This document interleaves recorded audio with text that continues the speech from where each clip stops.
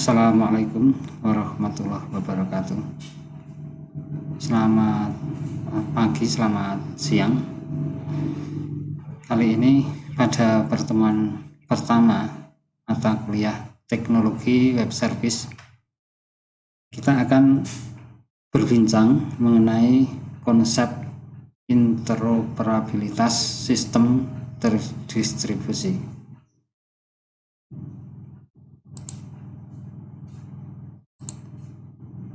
Adapun materi yang akan kita bahas pada kesempatan hari ini adalah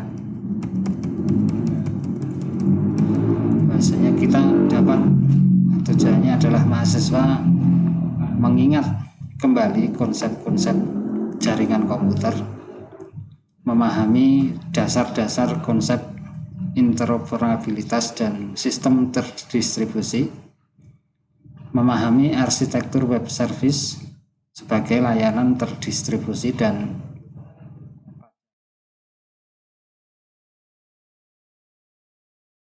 implementasi teknologi informasi dan komunikasi dengan konsep interoperability dan terdistribusi serta manfaat-manfaatnya. Nah, berbicara tentang interoperabilitas, bahwasanya dikatakan bahwasanya interoperabilitas itu adalah kapabilitas dari suatu produk atau sistem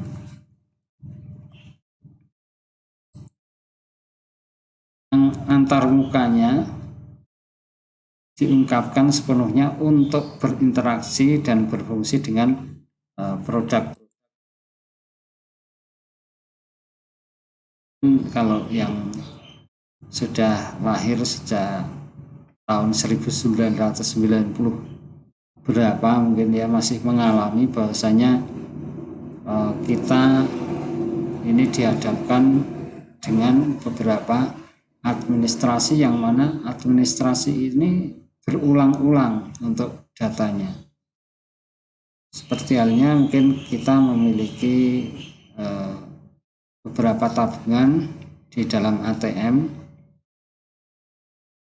A, ATM B, ATM C, dan lain sebagainya. Zaman dulu kita nggak bisa, kalau kita punya rekening di bank A, tidak bisa mengambil di ATM-nya yang bank yang lainnya. Demikian juga sebaliknya. Namun sekarang sudah ada sistem layanan jaringan perbankan dengan menggunakan sistem ATM bersama, sehingga di ATM bersama ini mereka punya komunikasi yang sangat baik. Dari ATM A ini bisa mengambil di mesin ATM jaringan ATM bersama, katakanlah itu yang memfasilitasi adalah perbankan B. Kemudian nanti perbankan B akan melanjutkan ke sistem database yang terdistribusi. Demikian juga selanjutnya.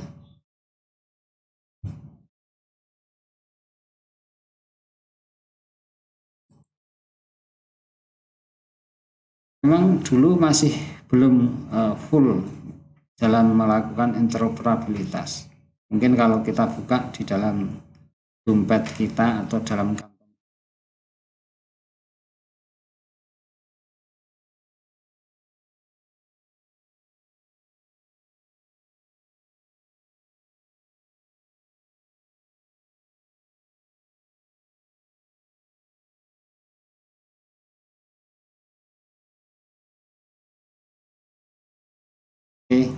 ada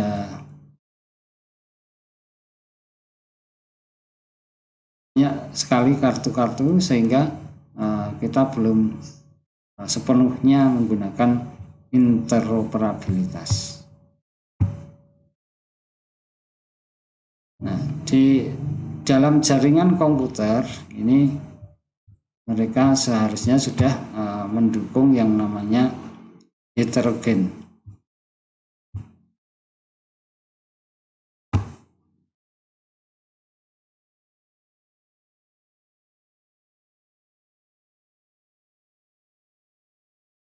jaringan yang heterogen ini diharapkan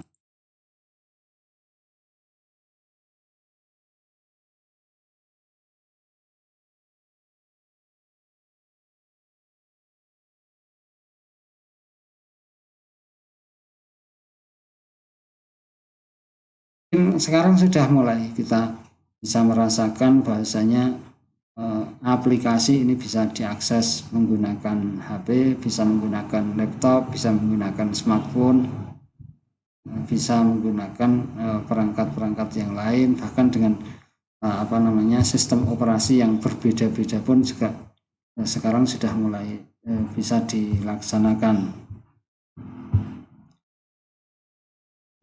Dan saat ini juga kita punya email, mungkin ya, punya email di berbagai macam platform, di berbagai macam situs. Kita ada email A, email B, email C, dan lain sebagainya. Dan mungkin kita masih teringat bahwasanya ketika kita masuk dari pendidikan sekolah dasar ke sekolah menengah pertama, ini meskipun mereka sudah menggunakan online, tapi ketika PPDB kita inputnya ini masih manual, online tapi masih manual, dalam artian nomor induk siswa dientrikan secara manual, terus kemudian nilai bahasa, nilai matematika, nilai IPA dan lain sebagainya ini masih diinputkan secara manual, sehingga masih terjadi kemungkinan adanya ketidaksinkronan data, ketidakvalidan data antara satu dengan yang lainnya. Jika kita mau SMA juga demikian lagi. Nah, adapun manfaat dari interoperabilitas itu adalah yang pertama, untuk meningkatkan efisiensi,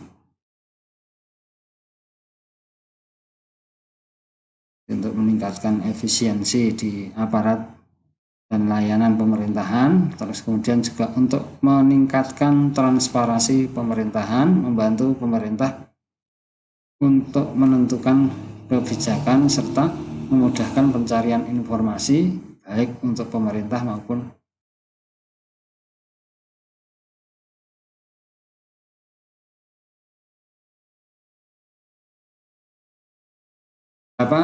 contoh aplikasi layanan pemerintahan. Nah, mungkin yang saat ini masih berlangsung, entah tahapannya sampai berapa. Di dalam registration ini contohnya ada https://prakerja.go.id. Nah, melalui sistem ini masyarakat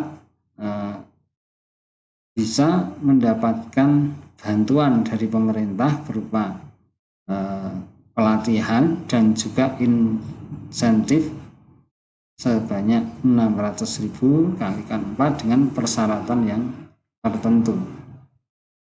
Nah, sehingga para pendaftar prakerja ini diharapkan nanti setelah mendaftar ke situs prakerja ini akan bisa mengikuti pelatihan yang diselenggarakan oleh pemerintah. Tidak ada lagi registrasi pajak.go.id. Ketika kita ingin membuat NPWP, sekarang tidak harus datang ke kantor, tapi bisa langsung datang ke langsung mendaftarkan di situsnya secara online. Kemudian kita akan mendapatkan NPWP yang secara digital. Nah, di kependudukan ini meskipun belum sepenuhnya efektif dalam kita membuat kartu tanda penduduk, istilahnya adalah eKTP, ini masih menggunakan sistem yang manual, dan untuk entry datanya istilahnya dari masyarakat datang ke kepala dusun, dari kepala dusun melanjutkan ke kepala desa atau kelurahan, dari kelurahan melanjutkan ke kecamatan, dari kecamatan ke Disdukcapil dan lain sebagainya. Dan mungkin baru-baru ini sudah dilakukan lagi sensus yang secara online, tapi belum tahu hasilnya karena sensus ini dilakukan secara virtual, secara online. Nah, ini adalah tampilan dari situs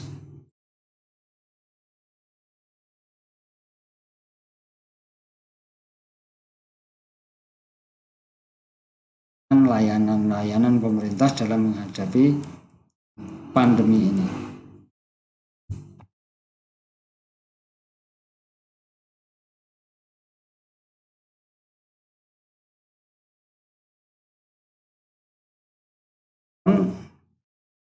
Konsep kompatibilitas ini adalah yang dibicarakan adalah kecocokan antara satu sistem dengan sistem yang lainnya.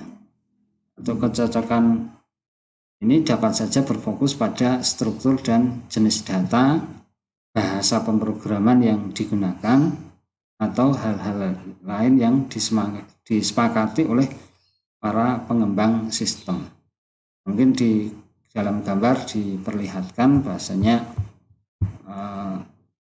sistem C ini dapat berkomunikasi dengan sistem D dan sistem A dapat berkomunikasi dengan sistem B. Namun antara sistem A dengan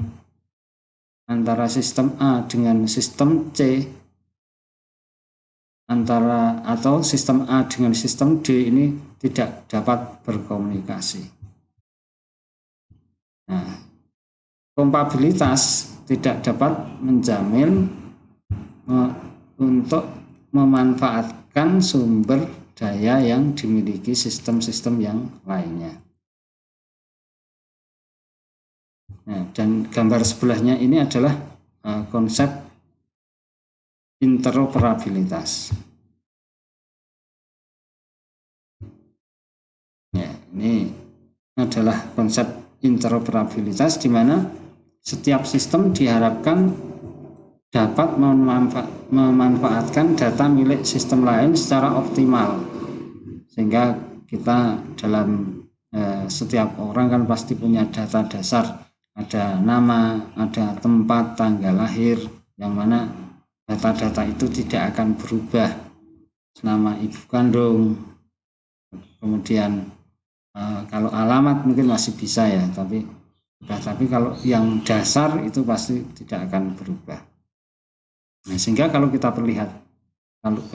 lihat di sini bahwasanya sistem A mau ke sistem D juga bisa berhubungan, sistem C mau ke sistem B juga bisa berhubungan dengan baik, sehingga semuanya bisa terjalin komunikasi yang baik. Nah, ini konsep interoperabilitas yang saat ini sedang dituju untuk dikembangkan agar satu dan yang lainnya ini bisa saling berhubungan, karena nanti fokus pengembangan interoperabilitas ini adalah pada G2B atau government to government, yaitu pengembangan interoperabilitas G2G ini yang berfokus pada membangun jalur komunikasi digital antara sistem pemerintahan dengan sistem pemerintahan lainnya. Kemudian ada juga yang kedua G2B atau government to business, ini berfokus pada membangun jalur komunikasi digital antara sistem pemerintahan dengan sistem yang dikembangkan. Yang ketiganya adalah government to citizen atau G2C. Ini fokusnya adalah pembangunan jalur komunikasi digital antara sistem pemerintahan dengan sistem yang dibangun oleh masyarakat, atau antara sistem pemerintahan dengan sistem pemerintahan lainnya guna memberikan layanan terbaik. Dan berikutnya ada G2O ORG ini pengembangan interoperabilitas yang berfokus pada pembangunan jalur komunikasi digital. Yang kelima adalah G2OG atau Government to Other Governments. Nah, pengembangan ini fokusnya adalah membangun komunikasi digital antara sistem pemerintahan di suatu negara dengan sistem pemerintahan di negara yang lain. Seperti halnya Indonesia, kalau saat ini masih dijembatani, ya meskipun tetap dijembatani oleh menteri luar negeri ada di mana-mana, atau mungkin di sana ada istilahnya duta besar yang mewakili dari sebuah negara. Di Indonesia juga ada duta besar Arab Saudi, duta besar Brunei dan lain sebagainya yang berada di Indonesia. Atau di Indonesia juga ada yang berada di Arab Saudi, ada yang di Amerika. Nah, ini sistemnya nanti membangun G2OG.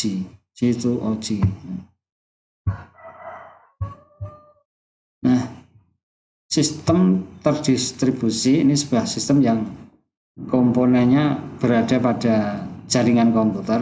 Komponen tersebut ini dapat saling berkomunikasi. Kemudian sebuah sistem terdistribusi ini terdiri dari sekumpulan komputer yang mandiri yang terhubung dalam jaringan komputer dan dilengkapi dengan software sistem terdistribusi. Software sistem terdistribusi ini dapat mengkoordinir aktivitas masing-masing komputer dan melakukan pertukaran sumber daya sistem dan data. Sistem terdistribusi ini dibutuhkan dengan beberapa alasan, karena ya performance, distribution, reliability, increment growth, terus kemudian sharing data source, communication dan lain sebagainya.